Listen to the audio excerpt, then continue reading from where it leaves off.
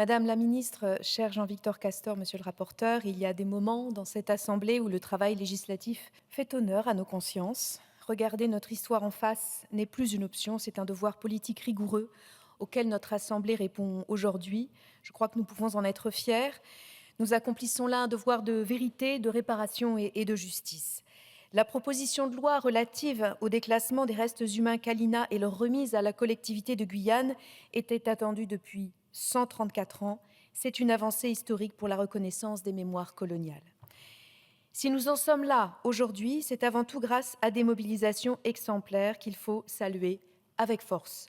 Je veux rendre ici un hommage puissant aux associations guyanaises, saluer bien sûr toutes celles et ceux qui sont présents ici aujourd'hui dans la tribune, tout particulièrement Corinne Toca de Villiers, la présidente de l'association Moliko Aletpo, les descendants de Moliko.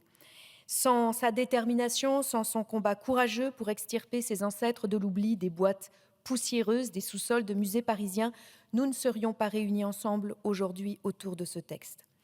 Je veux également remercier bien sûr chaleureusement notre collègue Jean-Victor Castor. Son travail acharné sur le terrain et au sein de notre Assemblée a été le relais indispensable de cette exigence de dignité. En septembre dernier, lorsqu'une délégation guyanaise est venue à Paris pour le rituel d'apaisement des âmes, Jean-Victor Castor, vous avez trouvé les mots justes qui nous obligent tous. Ce ne sont pas des archives, ce sont nos ancêtres. Grâce à cette convergence des luttes associatives et parlementaires, ces dépouilles de femmes, d'hommes et d'adolescents des peuples Kalina et Arawak vont enfin cesser de faire partie des collections publiques du Muséum national d'histoire naturelle. Ils vont rentrer chez eux, sur leurs terres, desquelles ils et elles ont été arrachés, être accueillis enfin dans la commune d'Irakubo, près du mémorial déjà inauguré en 2024, et recevoir une sépulture digne selon leurs propres rites traditionnels. C'est ainsi que nous participons ici aujourd'hui activement à guérir une blessure mémorielle profonde, à apaiser les âmes et les consciences, à réparer l'horreur coloniale. Car oui, leur retour est un acte de réparation face à l'ignominie absolue des prétendues expositions ethnographiques de la fin du XIXe siècle, véritables outils de propagande pour promouvoir le colonialisme fondé sur une idéologie raciste.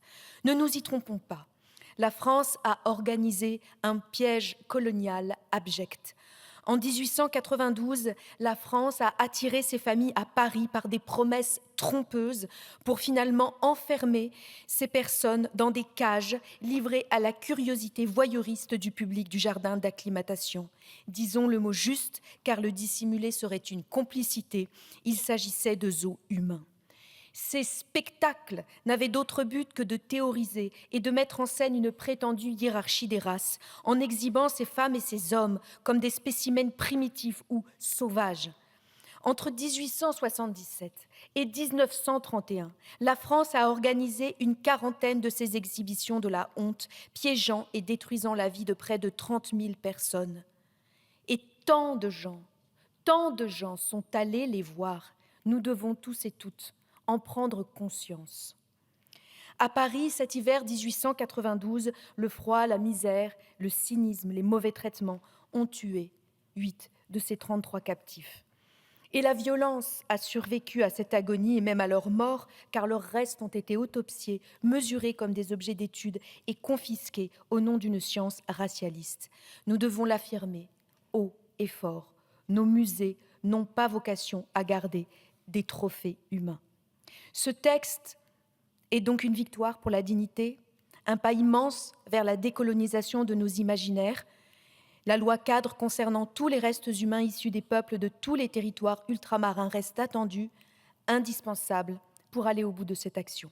Porter les idées décoloniales au sein de cette assemblée, ce n'est pas diviser, c'est poser les bases d'un véritable projet de société émancipateur. C'est refuser de laisser le récit national confisqué par des nostalgiques de l'Empire et de la colonisation qui s'accrochent à des mythes de domination, qui refusent de voir la violence de notre passé et qui instrumentalisent la mémoire pour fracturer notre vivre ensemble.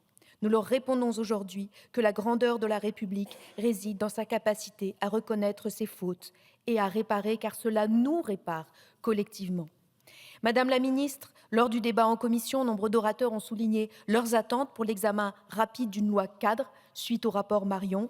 Nous saluons votre diligence pour faire inscrire à l'agenda ce texte aujourd'hui. Nous n'en attendons pas moins concernant la proposition de loi cadre suite au rapport Marion, ainsi que vous Merci, Madame la venez députée. de l'annoncer, et nous comptons donc sur vous.